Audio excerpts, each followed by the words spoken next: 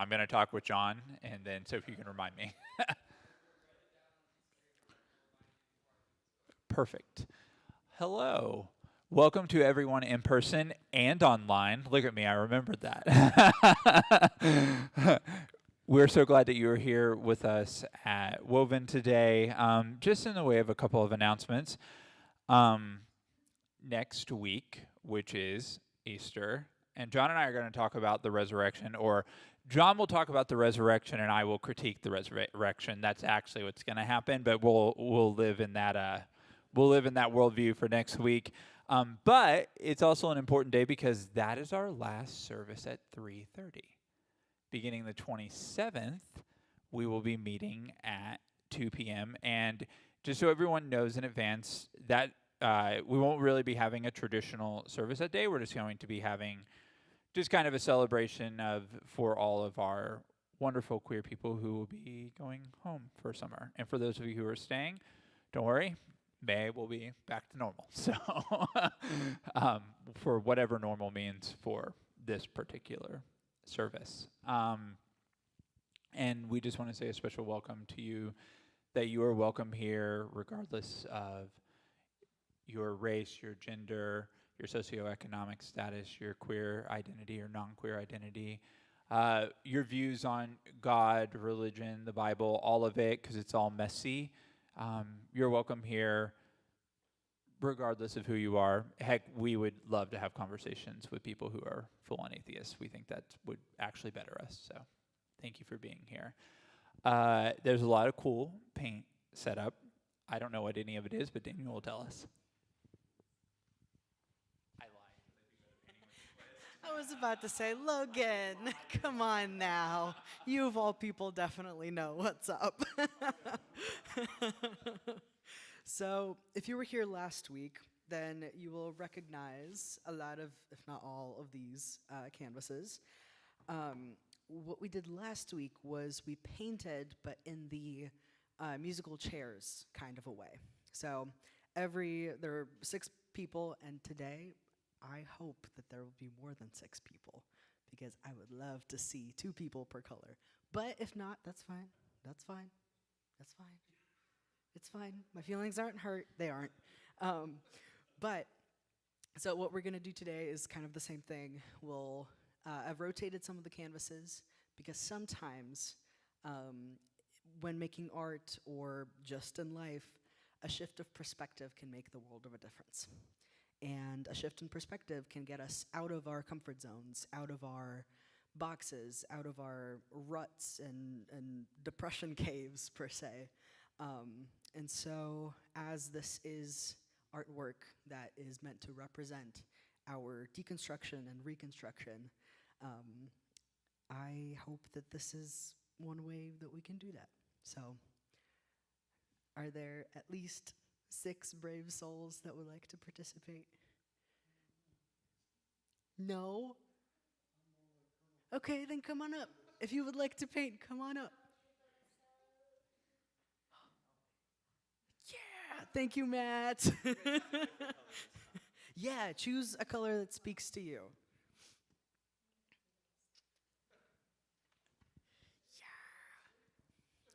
Yeah. And for anyone who isn't able or doesn't want to participate, that's totally fine. I do have some reflection cards. I've got 2 questions here. I've got more if we run out, but they're 2 different questions. If you would like to participate in this, you're more than welcome to as well. So I will pass the bucket. And pardon the silence. Thank you. The iPad didn't want to connect earlier, so I'm gonna click a button. Oh, that's much better. Okay.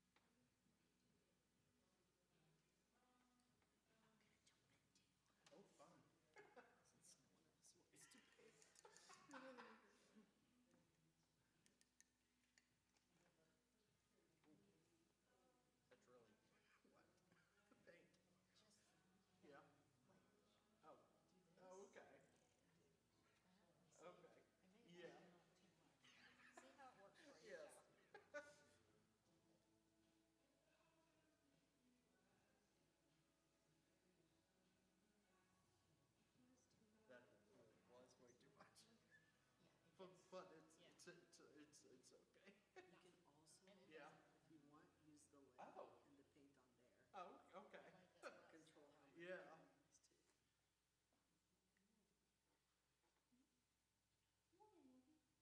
Morgan, Morgan. How's that? Yeah, great. Yes.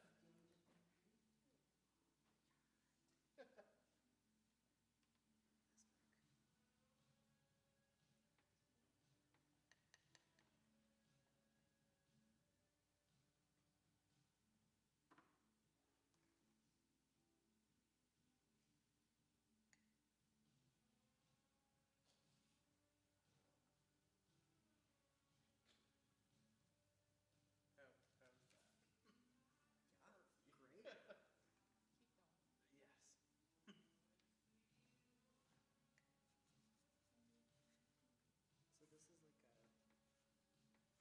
paint but musical chairs edition. Musical So, paint. kind of, yeah. So you've got one paint that you're gonna keep with you as you move to different Wait, canvases. so we keep the paint when we Yep. switch? Oh, okay. So you And keep it's your your paint color. Oh, and mine. your Oh, brush. okay. Does that make That's sense? about right, I'm beige. I'm green, so. No. Says no. Blue.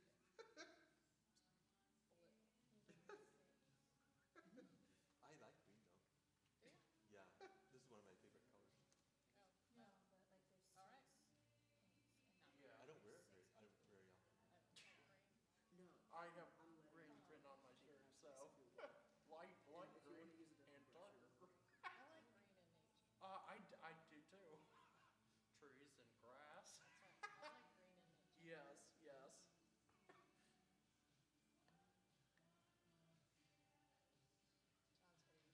John's gonna use the musical chair. John, have brush little chair. Yeah. Oh, way to go, John.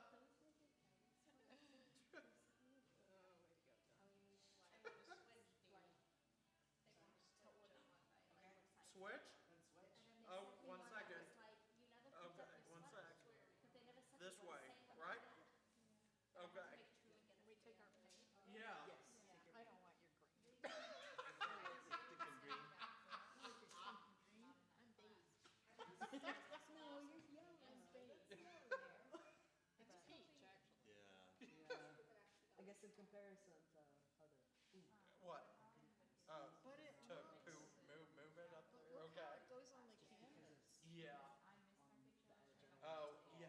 I got paint on my hand. That's okay. Oh, make sure none, not to none on my shirt Yeah.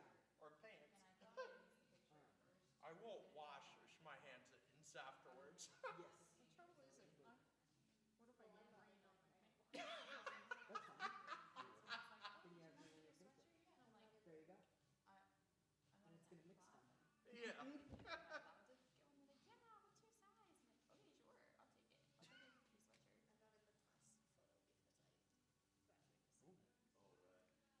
All right. Did you go to Parkland? No, Yes. don't try. Uh, How was it? it was pretty good. I think they actually gave one of them. Yeah, and Oh, wow.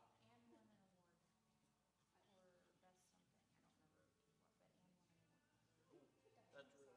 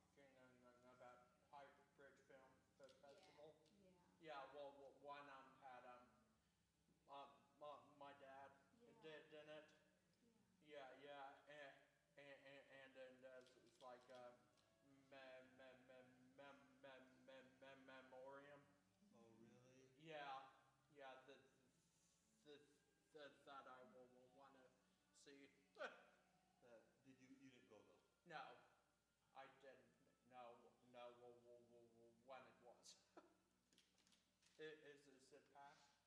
It was Oh. last night, yeah. Last night, people need to tell me these things. That school doesn't communicate very well. Yeah. Yeah, for a school, the Yeah. communication program. I know. It's kind of rough. Yeah. Oh my gosh. What did you do, Sarah? Huh? What did you do, Sarah? I don't know, Joe. Oh. We'll have to wait and see what I did. Did we switch yet? Not yet. Okay. Or you can stay with your paintbrush. and Yeah.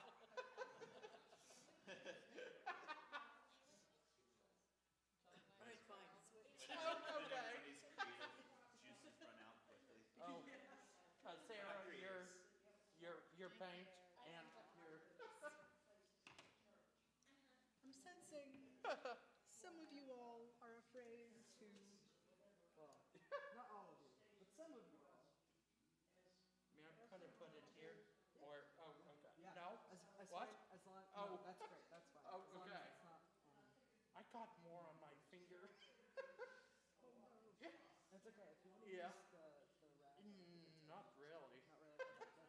That All looks. this paint Yeah. is dry. It's dry. Oh, okay. Good. There you go.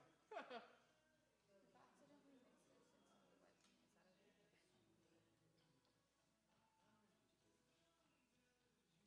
that okay? Ooh. I've resorted to the stab method.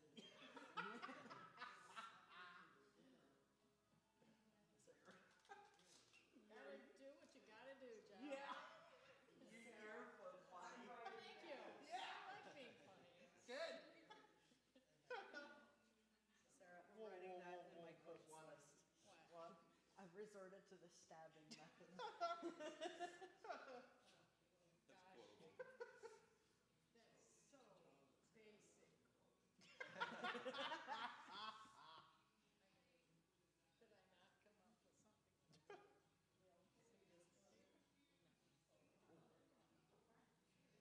It's a mixing with John's paint and Good.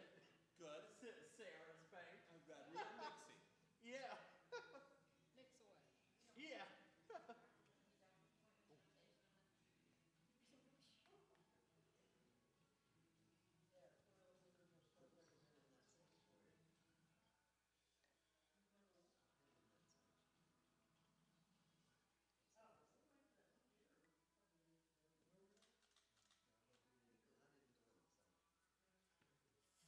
Photo me with my paint.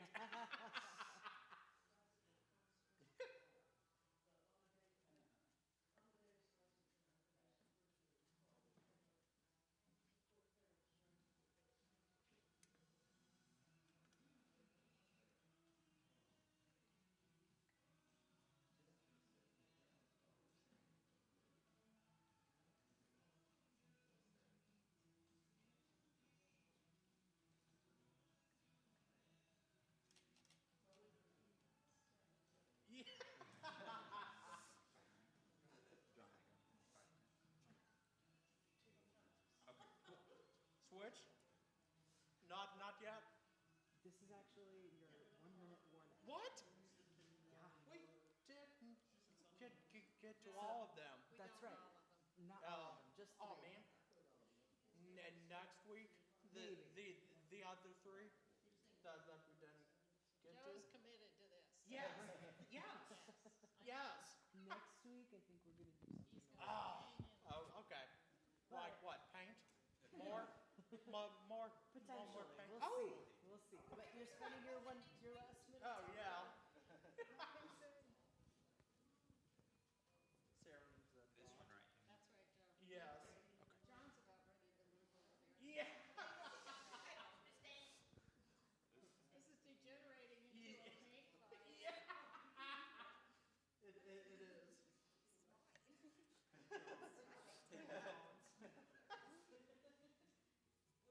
John? What,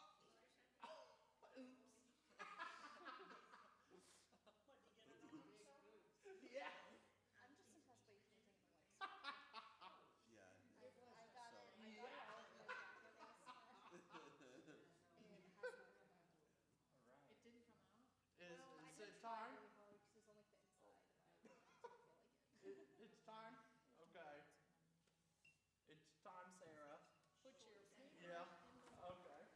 Am I unmuted? Yeah, cool. Thank you. All right, we're going to get ready to wrap up. These actually look awesome. Yeah, thank you so much, Daniel. Really appreciate it. All right. I may have put some of my paint on an unauthorized canvas. That's pretty cool. Daniel's giving you a I know death it. glare. I know it. That's so funny. I'm a rule breaker. What can you say? So today is John and I again. This time, though, we're going to talk about something, and I'm going to start with something controversial on the front end. This is actually a section of the Bible I don't hate. So there we go. I actually do not hate the Sermon on the Mount because I like anything that's really mysterious that I don't fully get, and especially like I don't get the context of what Jesus was saying in his day, and so I'm going to lean on you to fill in some of my gaps. But I also think the Sermon on the Mount's an invitation out of some of our more bad habits, like instead of tribalism, Right. we can have actual genuine transformation. Right. And obviously, it continues to tackle things like non-dual thinking and stuff like that we like to live in. So I want to start with the fun section. What's your favorite section of this long sermon? Well, I do love the Beatitudes, which are the beginning. So the Sermon on the Mount is from Matthew 5, 6, and 7. Yep. It's part of it is repeated in Luke. And That's right, it is. called I the forgot Sermon that. on the Plain. So, for instance, in this one, the first Beatitude is, "Blessed are the poor in spirit." In Luke, it just says, "Blessed are the poor." So, I don't know if one of them changed it or if he just, gave the talk a bunch of times and they wrote the different parts of it down. Yeah, or Two the different versions. or the translation It from could. Aramaic to Greek. You never know. Who knows how much, was changed in it. So, I love that. I don't love the love your enemies in terms of it's hard to do. You mean impossible? It's actually impossible to do. Yeah. So I that's a hard passage for me, but it's what I think is probably the most important part. And so when I say what my favorite part is, it's not necessarily the part I'm glad is in there. I think that's fair. I think that's fair. Well, let's talk about the Beatitudes, and let's start with this poor in spirit, for theirs is the kingdom of heaven. Kind of help me how you interpret that, especially considering, right, we were taught one thing in Right. evangelical Yeah. culture, so kind of walk us through what you used to think versus how you've Yeah, kind of good. transformed your thinking. And so I used to always think of the Beatitudes in terms of, blessed are you if you can do this hard thing now, because later when you go to heaven, you will get rewarded for it. And my thinking on this is completely changed. And part of the Sermon on the Mount, it talks about hell. And that was the part that always threw me. Yeah, that's tricky. And this other explanation fixed it for me. Oh, there we And go. So now when I think, blessed are the poor in spirit, for theirs is the kingdom of heaven, I think it means as we're trying to build this kingdom on earth,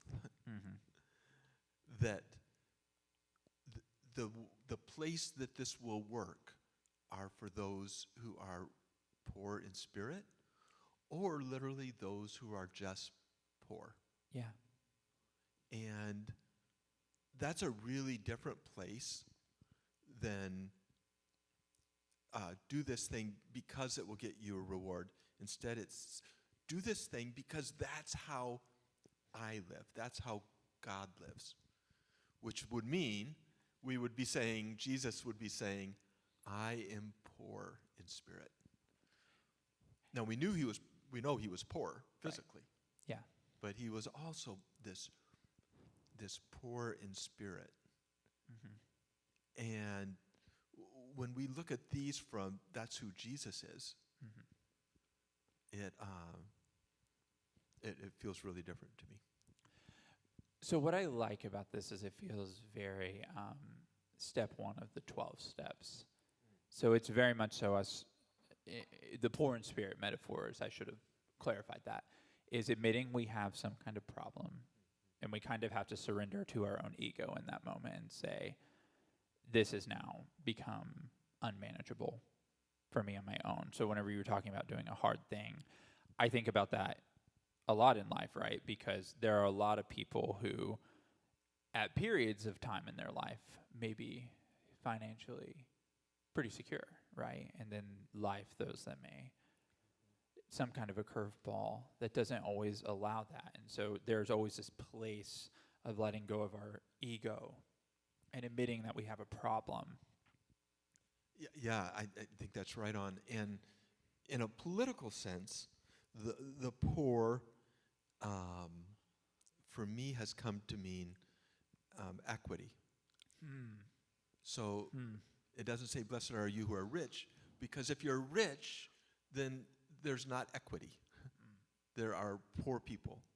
Yeah.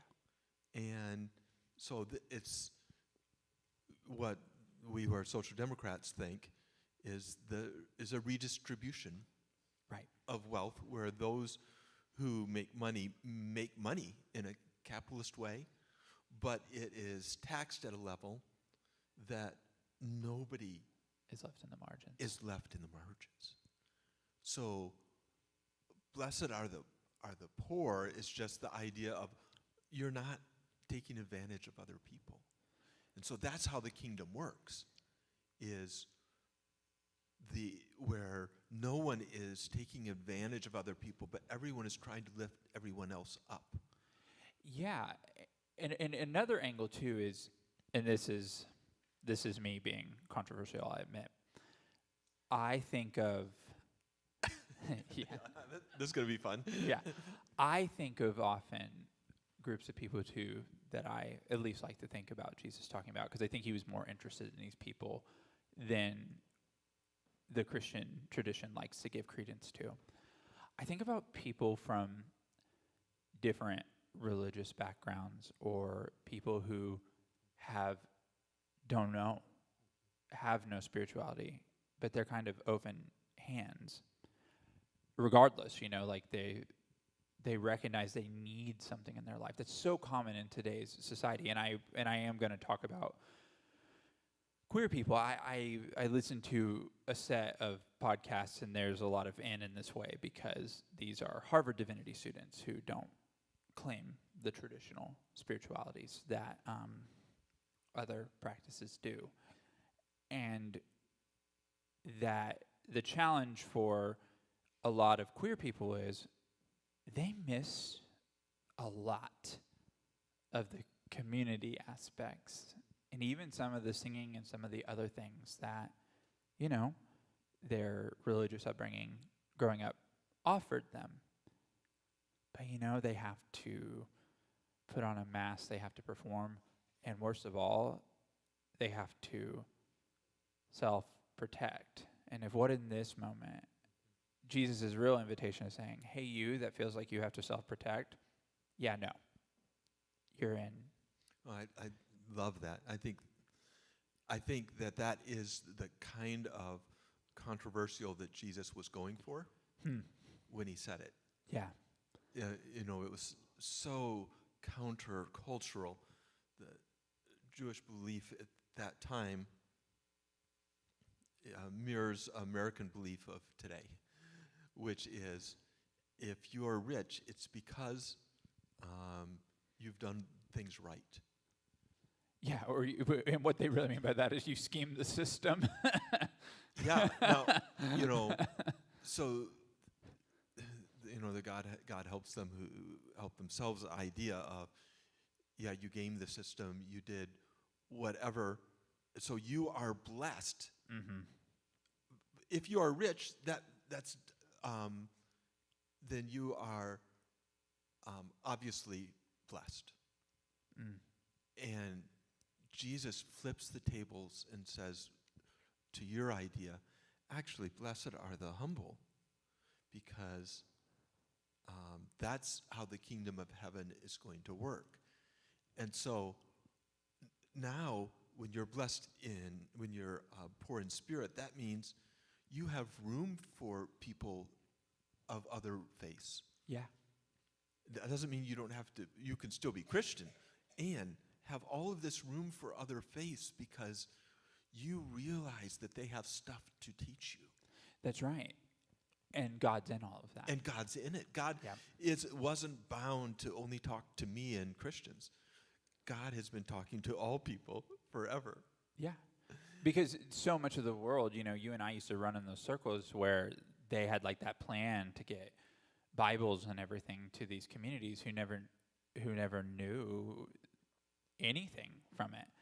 And so they're all just out. Like that's literally insane. So what if instead this is saying like, I don't think that's the way it is. That's the way you're teaching it. Like the Jewish community at the time, that's the way you're teaching it, but that's not really the way. Yeah, and I think this upside down kingdom idea for the kingdom of heaven is yours. Mm-hmm. This upside down kingdom is this kind of place where there is equity, where no one has too much. You know, a lot of rich people have more money, this will be a surprise to you, than they need. Yeah. Like, most of them could afford enough food and clothes and a place to live with even less money than they have.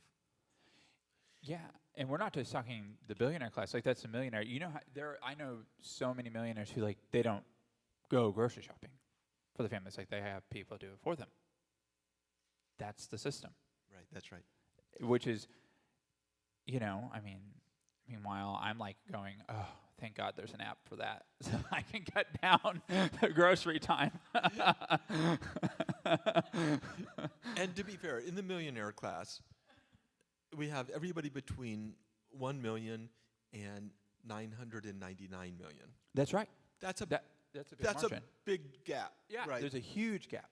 And you know, if you have 800 million, well, you're not a billionaire, so Yeah. and you have 800 million. Yeah, exactly. Right? There is this.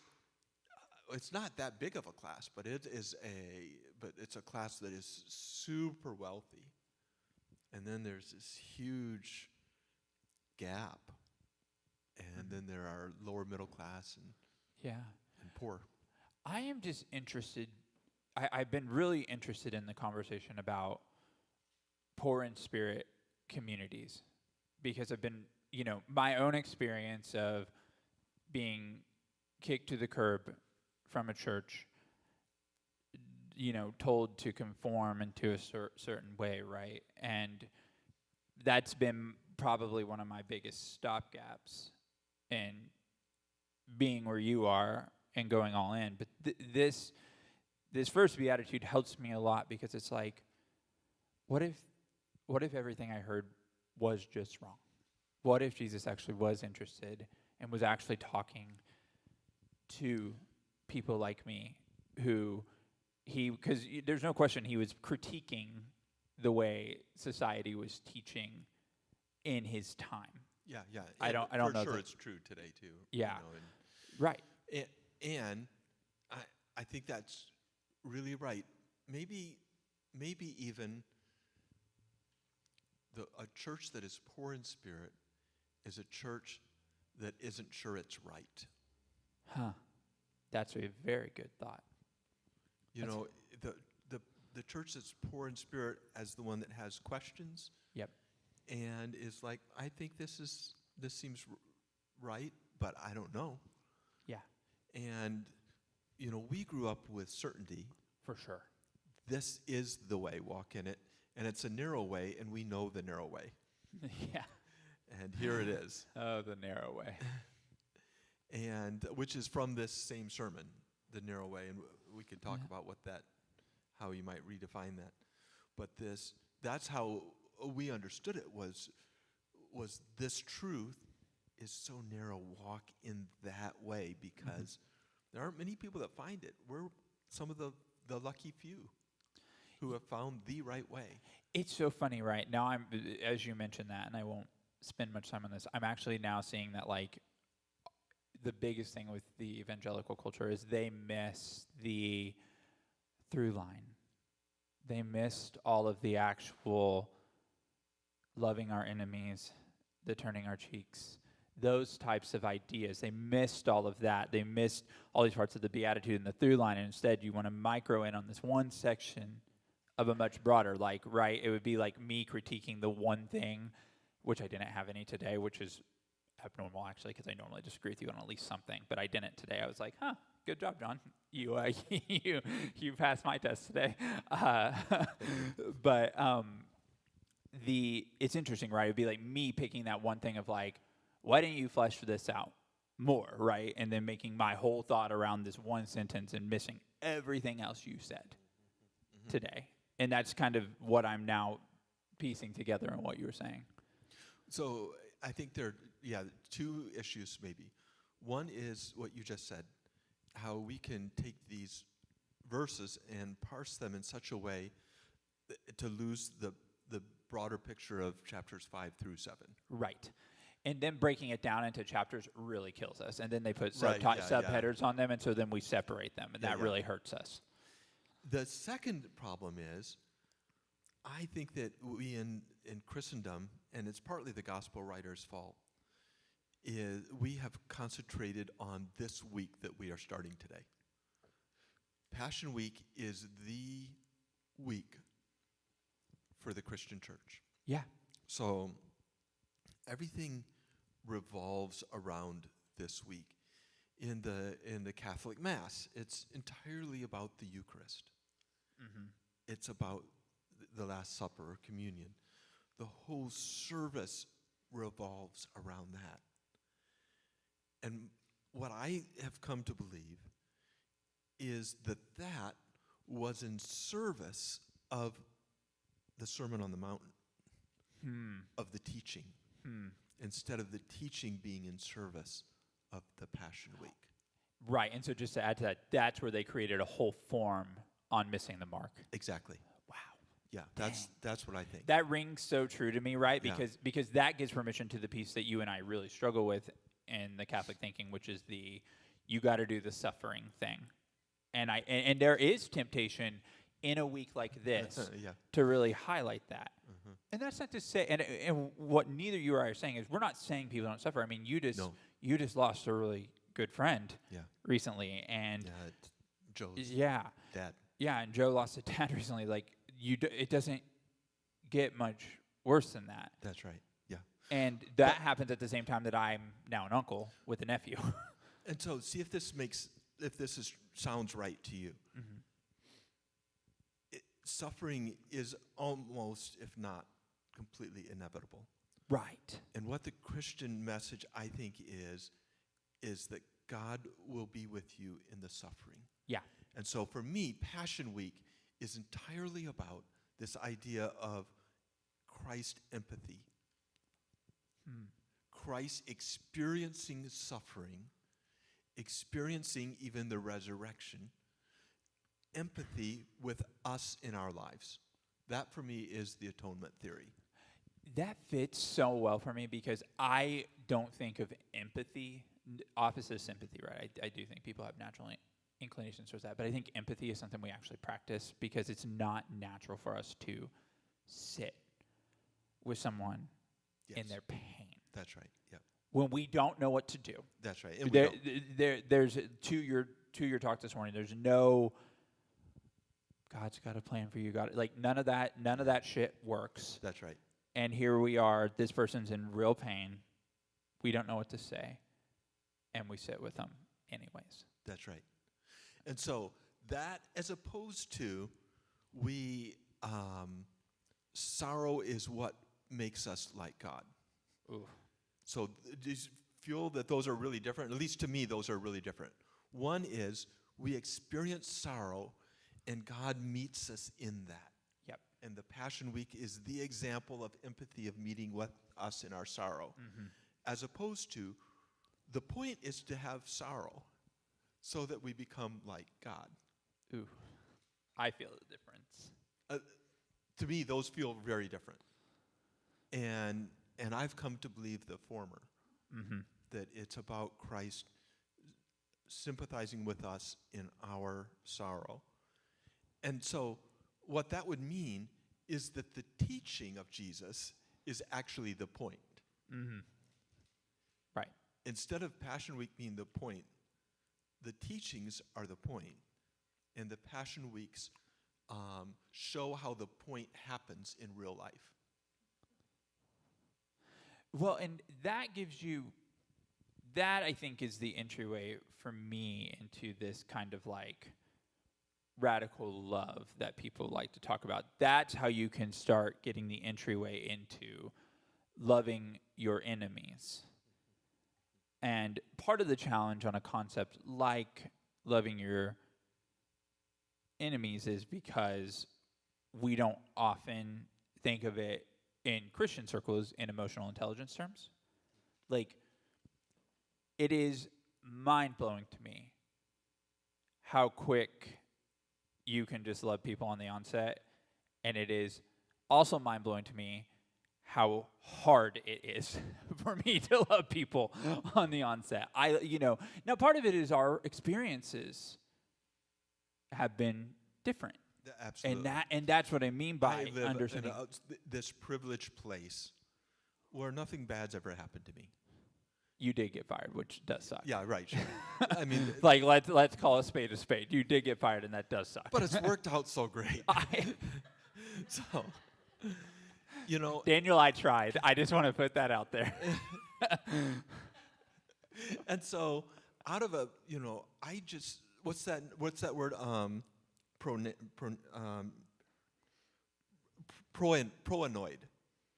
I'm paranoid. I'm proanoid. I think that's the word. Proanoia. Yeah. So paranoia is when you think that the whole world is conspiring against you. Proanoia is assuming the whole world is conspiring for you. And I pretty much live in that place. You know what? I'm not even going to refute it.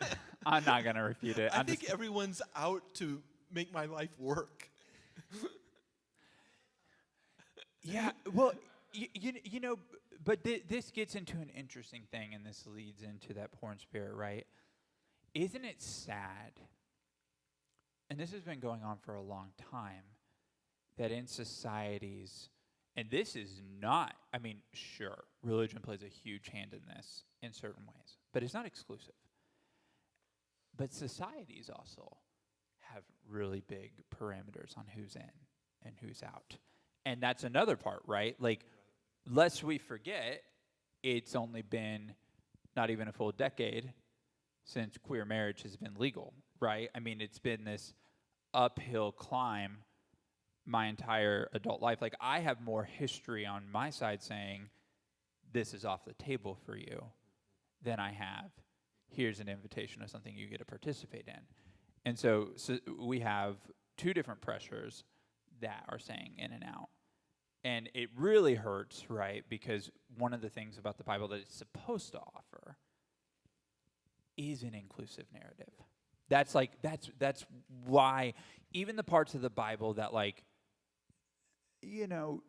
almost certainly did not happen. Most of the first 5 books, a lot of those things just did not happen. Yeah. And actually, a lot of the Elijah stuff probably didn't either. And so, there's just a lot of proof now in time and history that has taught us this. But there is this idea, and this was the point of myth, right? Like, there's a biblical myth narrative that helped shape, and what it was supposed to do was create inclusivity, even in the myth. But that isn't what happened, because people are people, and we decide who's in and we decide who's out, and we're all subject to it, myself included, right? And so it's this interesting challenge in society where we are perfectly content on 2 different levels to keep people on the margin. and between religion and culture. Yeah, so what do you think of this? What if we know that teachings of Jesus were inclusive? Yeah. And we know that in Jesus' ministry it was inclusive. What if the church has spent most of its time on the Passion Week because it is an opportunity for exclusivity? Huh. Huh. So, Processing this in real time. yeah, well, me too. We're making all this up as we go. Yeah. That's not on these notes. If that's true, that would mean is that I think that we missed the point of Passion Week. I think Passion Week was the opportunity for Jesus to invite everyone. Huh. But we have taken it as just the opposite. So to your point about culture and Yeah. religion, we've taken it as the opposite, as this is our way of excluding people. We are the people who are in because we believe this. You are the people that are not in the circle because you do not believe this. That makes sense because it's also the most pressured week to get people to attend. Oh, sure. Yeah. And it's a big declaration to those people. Look what you could be in Yes. Yes. on. Oh, dang. Yeah. That stings. Yeah, I think that's right. Wow. Because if we go to the teaching, what we're getting is stuff that culture doesn't want us to get. They want us to be rich. Right. You know, I mean, they say rich is the good thing. Mm-hmm. But the teachings keep saying things like, love your enemy. And this one, when this is later in these 3 chapters, when somebody borrows from you, don't expect them to pay you back. Yeah. Well, that's not really great with capitalism. You mean it doesn't work at all? Like, it's the opposite of capitalism. Right. And so if you're a socialist, that's great. I don't think pure socialism works. Personally, that's just me.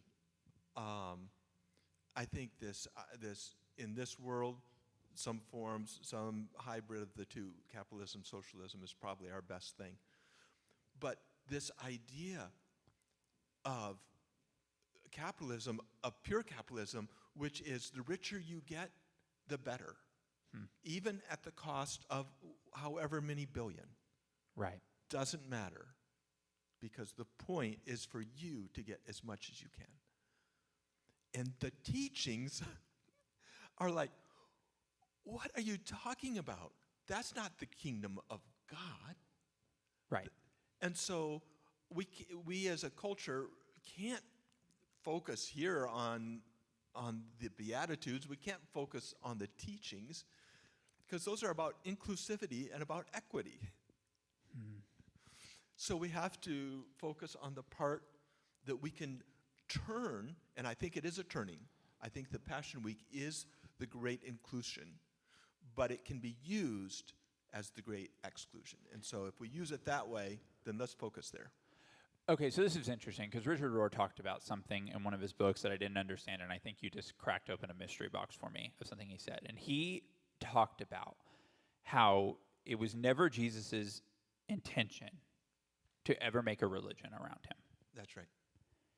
And We don't know. There's no indication right, that is. right, that Jesus wanted what Paul and others worked very hard to do.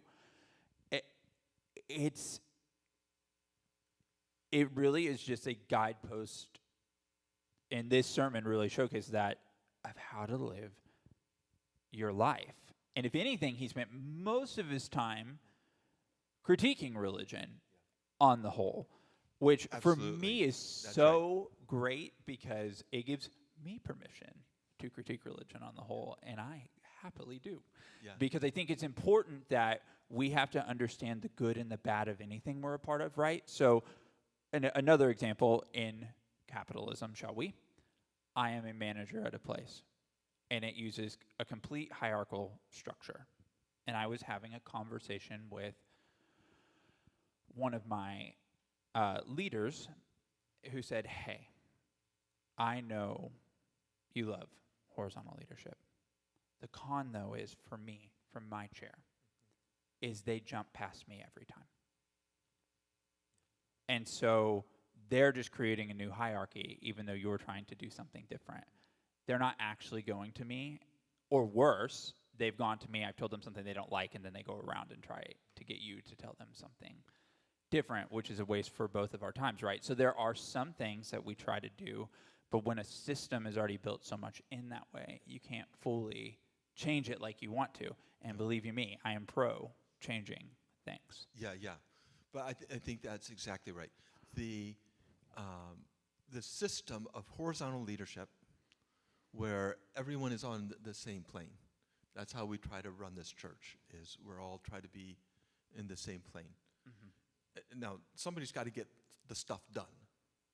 So those are the leaders. Right. Are the people that get stuff done.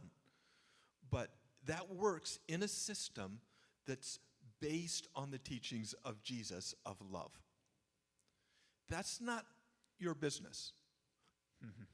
The business isn't based, you can't count on everybody looking out for your interest as the boss. No. And so And they won't. They won't. They won't do it. And so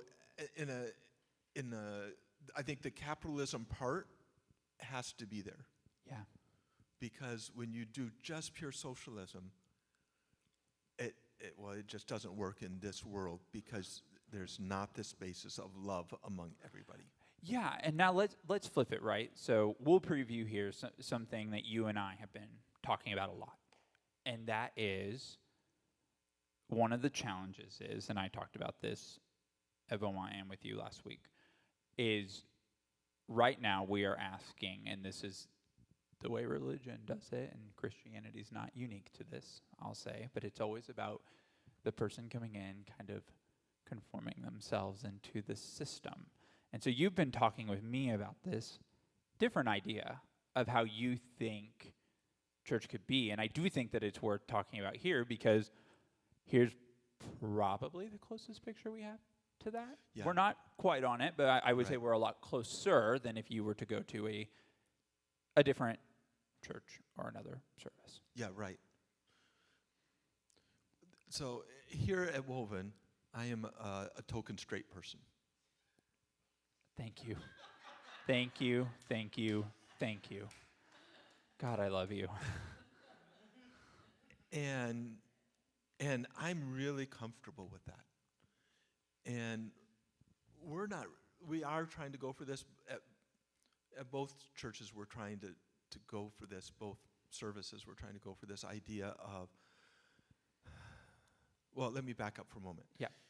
Traditionally, what happens in the church is when you let somebody of a minority culture come into the church, everybody on the church that says, come on in, you're welcome, we affirm you. Everyone that does that has the opportunity then to pat themselves on the back because I've done this beautiful thing of letting somebody that is under me, beneath me, Yeah. because they are a minority, into our beautiful thing.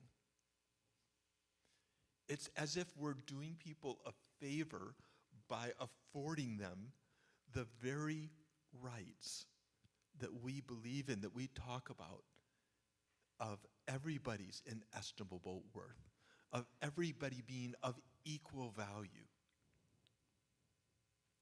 And so when we take that little turn, and it can look so Christian, it can look so kind. It can look kind. Look at me, we welcome gay people here. Isn't that beautiful? Like, good for us. And what we want to do is have a place that is, in this case, bicultural. So I mean, bicultural is a subset of multicultural, and I think multicultural is just very difficult. I don't know how to do it. But we can do bicultural. And by bicultural, I mean queer and straight. If we can straight and cisgender. If we can have a culture here that is both of those, Mm-hmm. where there's no hierarchy of culture, Mm-hmm. then I think that is the kingdom of heaven. I think that is being poor in spirit. And it's not possible without real curiosity and genuine contemplation, which I do think is another part of this sermon that there's a real invitation in, right? Because a lot of this was so counter to both religious and Jewish culture itself when Jesus presented this. And so there's an opportunity to reflect, to let go of what you think you know, and embrace something new. And I think that's how we move into what you're talking about. Yeah. And I saw that in this, whenever I was looking into the Sermon on the Mount, I'm like, contemplation, because we did some contemplative practices here. Right. But that's the real place, right? Because you're giving yourself permission to see a picture outside of what you normally see. Mm-hmm, mm-hmm. Yeah, so I think both of those, contemplation and curiosity. Yeah. Michelle's line that true love is being eternally curious about someone. Mm-hmm. I think that's what love looks like. Yeah. So for us to have this bicultural place would mean continually being curious about the other culture. That's right.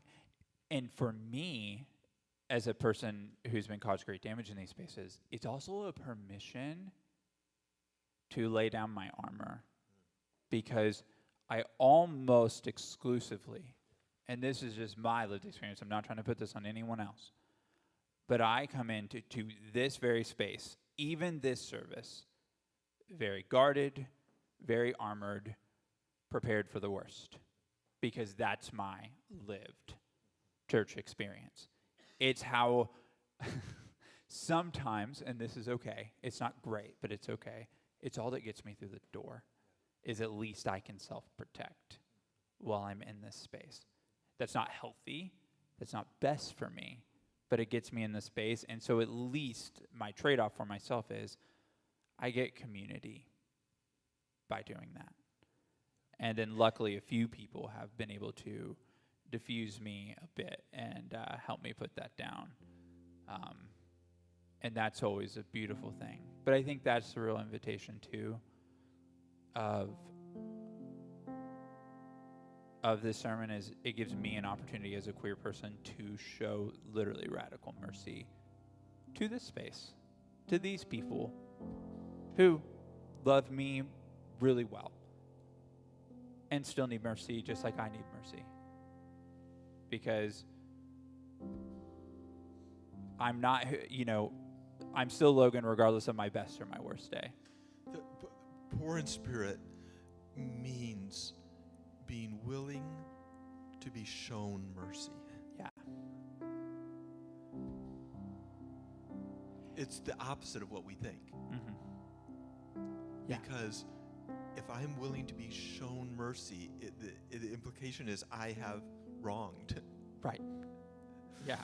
And so to admit that is poor in spirit. And it's how we heal too, right? It's the only way we can heal.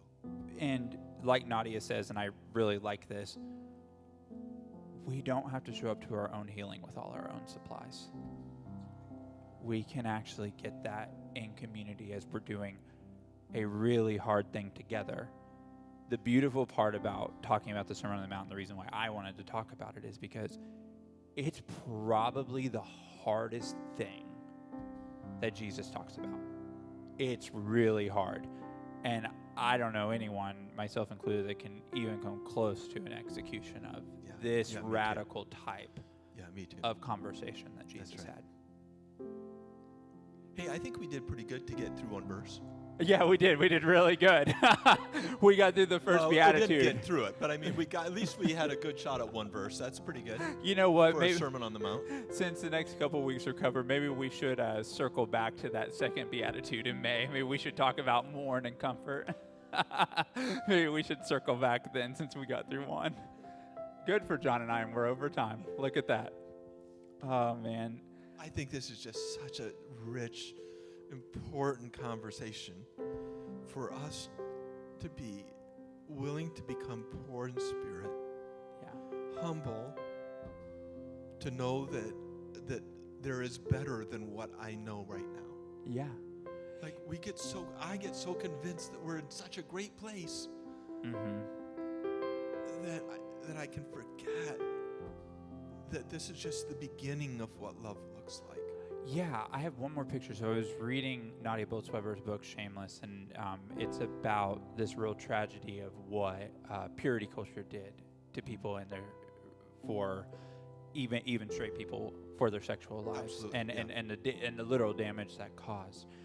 And she was talking about real humility is taking purity out of the equation so that it can actually move you into being more holy, which actually means being more holy yourself in who God made you to be from the start, and all the good and bad and in between that comes with that. So this kind of a profound thought, because purity is kind of we still strive to that sometimes in church cultures, and we don't even mean to. That's the sad part, is it's so ingrained in religion. But yeah, that's so well said. Well, since John and I already went over time, I'm going to read to us a very, very beautiful prayer as we close for Palm Sunday. We didn't talk about Palm Sunday at all. We talked about instead a sermon. It's Palm Sunday. Yeah, Here they there you are. go. But this prayer They're is behind us. They yeah. look like a grass skirt, but they are palm leaves. It's great. God of the palms, thank you for drawing near to us. We have known what it is to encounter help that isn't truly help. We have known white savior complexes and the narrative of white heroism, which has always secretly delighted in suffering. So it might be the hero again and again.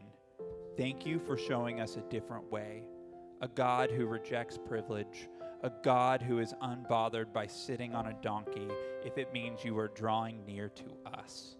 As we wait, take away the fear that has settled on our souls. Help us to trust in the arrival of goodness, even in the wake of suffering. Let this Palm Sunday speak the language of welcome, that we would never turn hope away when it appears to us. Amen. Amen. See you all next week.